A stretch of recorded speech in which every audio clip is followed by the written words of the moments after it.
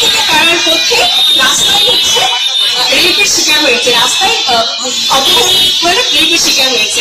একজন নারী আসলে কোথায় নিরাপদ? আপনারা জুলাই কন্যা দিবস ঘোষণা করে একদিনের জন্য আমাদেরকে মাথায় তুলে রাখবেন, আন্তর্জাতিক কন্যা দিবস পালন করবেন, অথচ আমরা শিক্ষা প্রতিষ্ঠান, আমরা চাকরি ক্ষেত্রে, এমনকি আমরা আমাদের বাড়িতে পর্যন্ত নিরাপত্তা পাই না। আমাদের বাসে নিরাপত্তা নেই, আমাদের রাস্তায় ঘাটে নিরাপত্তা নেই। আমার মনে হয় ইন্ডিয়ান সরকারের ব্যর্থতাগুলোর মধ্যে এটা অনেক বড় একটা ব্যর্থতা, যে নারীরা জুলাইয়ে ভ্যানগার্ড হিসেবে ছিল, যে নারীরা জুলাইয়ে সম্মুখ সারিতে থেকে যুদ্ধ করেছে, আজকে সেই নারীরা শুধুমাত্র নিরাপত্তার অভাবে বাইরে বের হতে পারছে না। আমরা রাতের বেলা তো দূরের কথা, আমরা দিনের বেলা বাইরে বের হতে ভয় পাচ্ছি। এটার একমাত্র কারণ আমার মনে হয় যে ধর্ষণের শাস্তিটা কার্যকর না করা দ্রুততম সময়ে।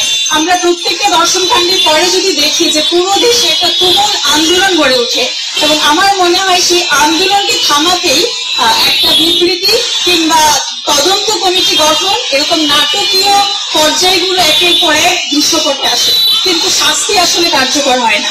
আমরা চাই ধর্ষণ প্রমাণিত হওয়ার পর ভিকটিমকে সর্বোচ্চ সহযোগিতা করবে প্রশাসন, এবং এটা দ্রুততম সময়ে সুষ্ঠু তদন্ত এবং কার্যকর শাস্তি, গণসম্মুখে কার্যকর শাস্তি নিশ্চিত করতে হবে। এটা দৃষ্টান্তমূলক শাস্তি নিশ্চিত করতে হবে, যাতে পরবর্তীতে আর কেউ এরকম গর্হিত কাজ করার সুযোগ না পায়। আমরা দেখি একজন ধর্ষিতার পোশাক আশাক, তার বিশ্বাস, তার চলাফেরা নিয়ে প্রশ্ন করা হয়, যেটা একদমই অমূলক একটা বিষয়। একজন নারী, সে আসলে তখন তার মানসিক অবস্থা কিংবা শারীরিক কন্ডিশন এতটাই ভয়াবহ হয়, এবং সেই সময় থেকে আমরা চিন্তা করি সে আমার মতো দুশ্চিন নারী কিনা, সে তার পোশাক ঠিক ছিল কিনা, সে আসলে কোথায় গিয়েছিল, সে একা কেন গিয়েছে, অবান্তর প্রশ্ন করে বিচার প্রক্রিয়াকে বরং দীর্ঘায়িত করা হয়। আমরা চাই যে এই দেশে যে কোনো আদর্শের, যে কোনো মতের পথে নারীরা নির্বিঘ্নে চলাফেরা করতে পারবে, এবং এইটা নিশ্চিত করা রাষ্ট্রের দায়িত্ব। রাষ্ট্র যদি সেই দায়িত্ব পালনে ব্যর্থ হয়, সেটার জন্য অবশ্যই তাকে জবাবদিহি করতে হবে। আমরা জুলাইতে যে দীর্ঘ ফেসিবাদের অবসান ঘটাতে সক্ষম হয়েছি, এবং যে আশা আকাঙ্ক্ষা নিয়ে আমরা অন্তর্বর্তীকালীন সরকার গঠন করেছি, সেই সরকার আমাদের যথেষ্ট নিরাপত্তা দিতে ব্যর্থ হয়েছে। আমরা এই যে কোনো ধর্ষণ কাণ্ডে যথাযথ এবং সুষ্ঠু বিচার দাবি করছি, এবং ভিকটিম যেন প্রশাসন থেকে প্রয়োজনীয় সহযোগিতা পায়। 13 বছরের যে মেয়েটা গাজীপুরে ধর্ষিত হয়েছে, আমরা অনেক জায়গা থেকে এমন কথা শুনছি যে সেখানে পুলিশ যথেষ্ট অসহযোগিতা করছে, এমনকি ভিকটিমের বাবাকে পর্যন্ত পুলিশ থেকে বলা হয়েছে যে কিভাবে কথা বলতে হবে, তাদের কথা মতো চলার জন্য। আমরা চাই এটা সুষ্ঠু তদন্ত হোক এবং দ্রুততম সময়ে শাস্তিটা কার্যকর হোক, এবং শিশুদের জন্য একটা নিরাপদ পরিবেশ গড়ে ওঠে, একটা নিরাপদ রাষ্ট্র গড়ে ওঠে। এই পর্যায়ে আমি কথা বলার জন্য অনুরোধ করবো সাবিকুল্লাহ তামান্না আপু, সভানেত্রী, বাংলাদেশ ইসলামী ছাত্র সংস্থা।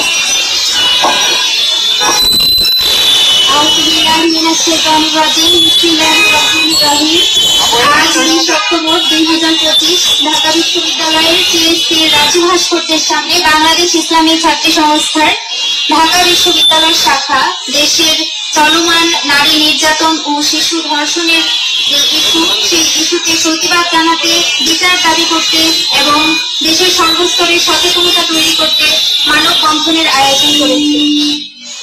আমার পূর্বে বিশ্ববিদ্যালয়ের ছাত্রী সংস্থার সেক্রেটারি আফসানা আক্তার আমাদের দাবিগুলো সুন্দরভাবে উপস্থাপন করেছে।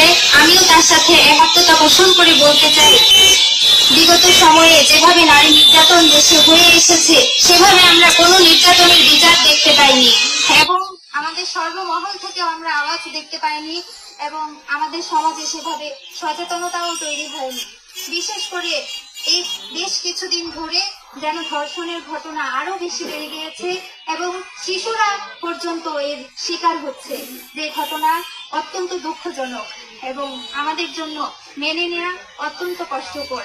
যে নারীরা বুকে বুক মিলিয়ে পুরুষদের সাথে জুলাই অংশগ্রহণ করেছে এই রাষ্ট্র, এই সমাজ, এই দেশের মানুষ সেই নারীদের, সেই শিশুদের, সেই মেয়েদের নিরাপত্তা দিতে ব্যর্থ হচ্ছে। শিশু থেকে শুরু করে বৃদ্ধা পর্যন্ত প্রত্যেকটি নারী নিরাপত্তাহীনতায় ভুগছে।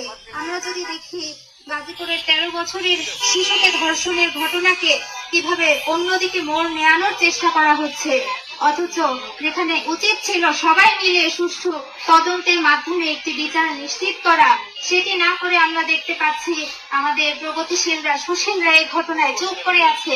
আমাদের মেইন স্ট্রিম কোনো মিডিয়াতে আমরা সেই নিউজ দেখতে পাইনি। এমনকি পুলিশ প্রশাসন থেকে আমরা অসহযোগিতামূলক আচরণ দেখতে পাচ্ছি এবং সেই ঘটনাটিকে ধর্ষণ নয় বরং প্রেমের ঘটনা হিসেবে চালিয়ে দেওয়া হচ্ছে। এবং একজন 13 বছরের শিশু, বাংলাদেশের সংবিধান অনুযায়ী যে শিশু, তাকে তরুণী হিসেবে প্রমাণ করার চেষ্টা করা হচ্ছে।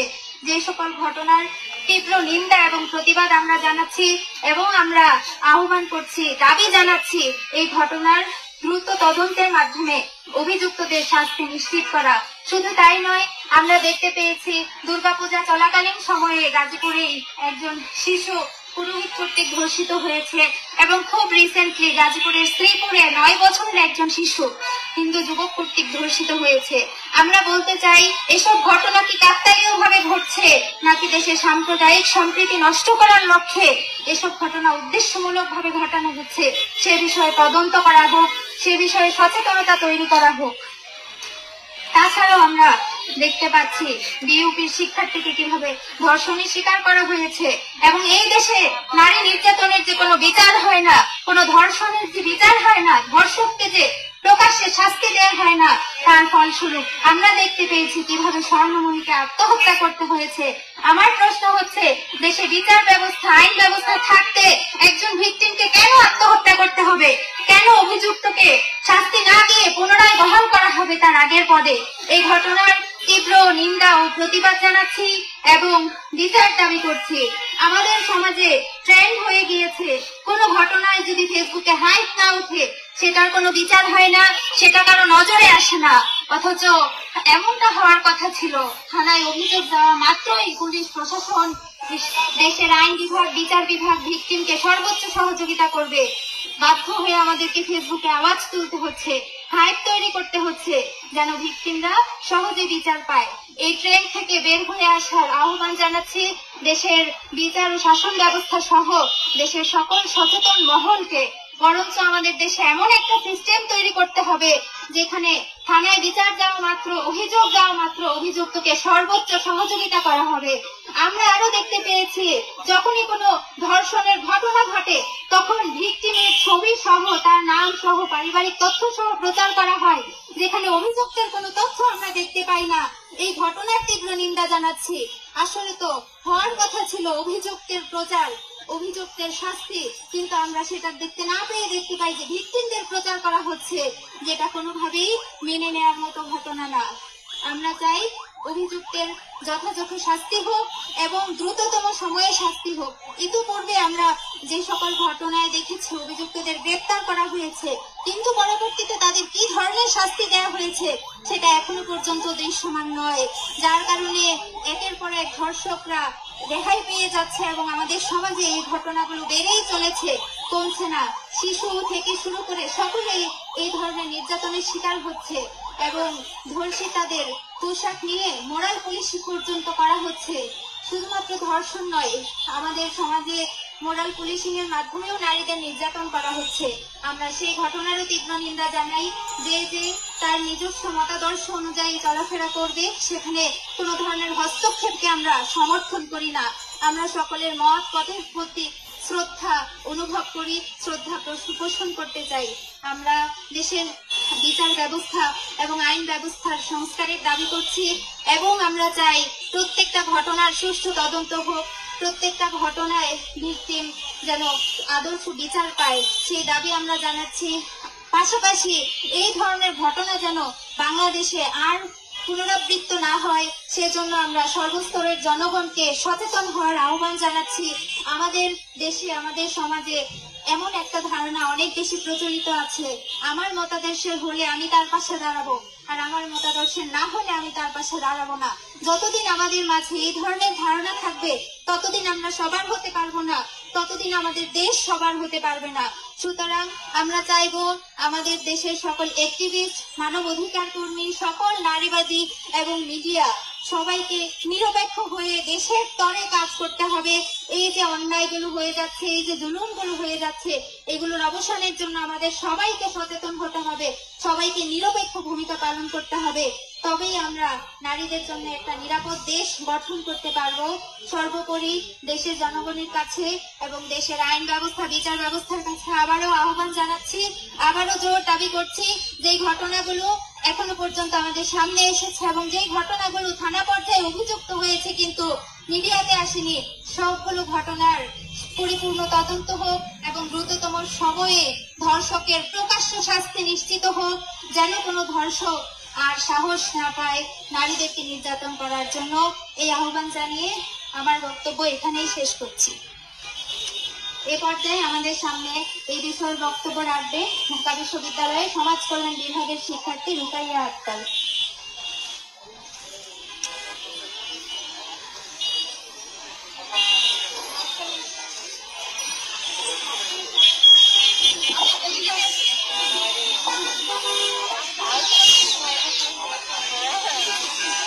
আমি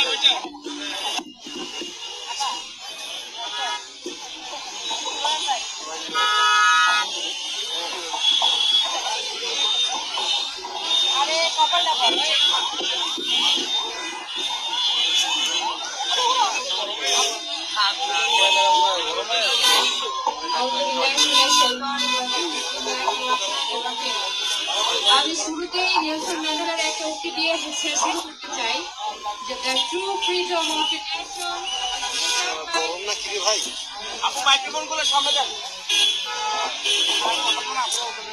মাইক্রোফোন ধরতে পারেন। The true freedom of a nation is desired by the safety and dignity of its women. একটি দেশের স্বাধীনতা কতটুকু তা ওই দেশের নারীর নিরাপত্তা এবং মর্যাদা কতখানি তা দেখে বোঝা যায়। তো 24 পরবর্তী সময়ে আমরা